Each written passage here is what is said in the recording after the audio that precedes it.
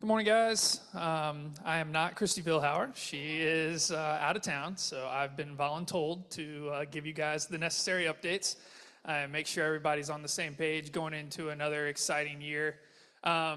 Just stating the obvious, right, that we're all starting a new school year. Some people last week, some people this week. I know we have a lot of homeschoolers. I have no idea what your schedule is, but I'm sure you make it work for you. I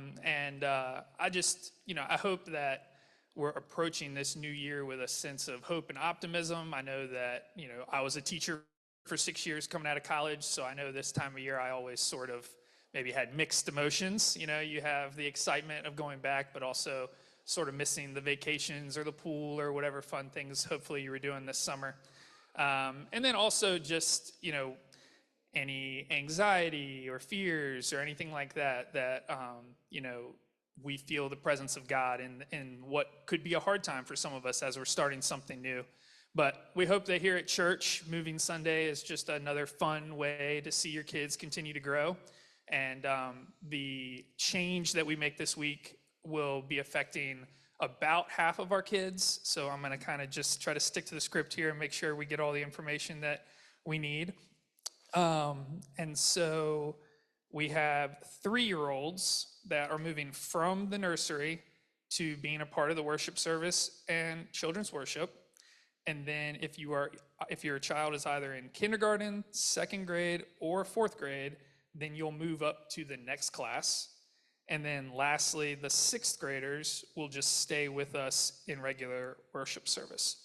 And those 6th graders will kind of officially move in with the rest of our adult population on Member Sunday sometime this fall and become communion members. So second thing, like Chris already mentioned, just to say it again, this week we kick off with a 30-minute fellowship time. So the children's will have those classes and nursery will be available still until 11:30. And adults and teens can enjoy that extended time of fellowship here in the cafeteria or the gym. But if you could please just help us keep the teens out of the hallways and they can just be in one spot or the other having fun. And so then on September 8th, we will have Sunday communities for the first time for all ages. So coming up soon. All right, last thing.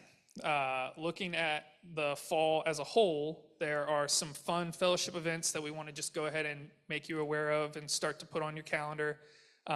They'll be announced soon in a weekly email. And here are some of the highlights.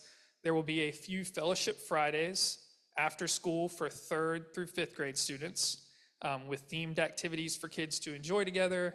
And it'll just be a time where they can hang out. There will be monthly preschool play dates continuing in the fall. And they're during the day, but anybody is welcome to come. There will be a parents' night out in December at the Ministry House as a way to raise scholarship money for teens going to camp. And then lastly, we had a summer memory verse challenge, and Christy and our team were just very impressed with the number of people that have participated and completed that challenge. And next weekend, we will honor those kids during the service. And even though the summer challenge has ended, we will bring back the memory verse challenge and treasure chest during Advent. And there'll be more information about that in November. Okay.